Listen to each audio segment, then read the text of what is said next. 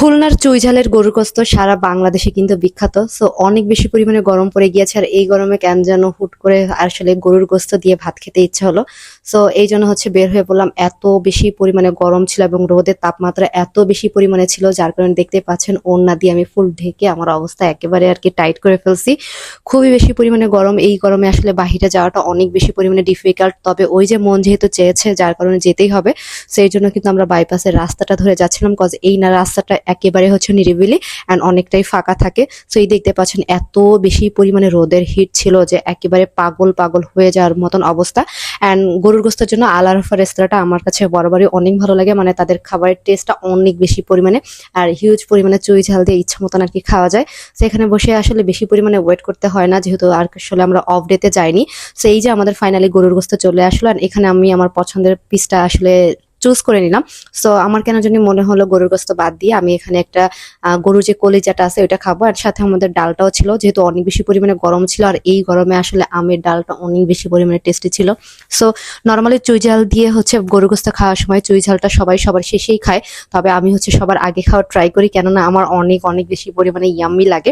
And এদের চুই ঝালটা আসলে চাবানো দিলে একেবারে জুসি একটা ফ্লেভার আসে এবং জুসি একটা ভাব আসে, যার কারণে খেতে আরো অনেক অনেক বেশি পরিমাণে কিন্তু মজা লাগে।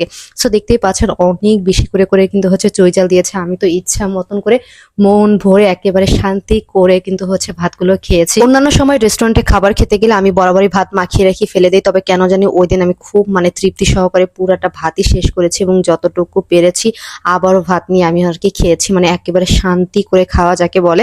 সো আপনারা কারা খুলনার চুই ঝাল বিখ্যাত গিয়েছেন অবশ্যই কমেন্টস করে জানাবেন। অবশ্যই খুলনার বাইরের আপুরা বা ভাইয়েরা কমেন্টস করে জানাবেন, কেননা আমরা খুলনার আপুরা বা ভাইয়েরা যারা আছে এরা সবাই সবাই 100% লোকই কিন্তু চুই ঝালের মাংসটা আর কি খেয়েছি।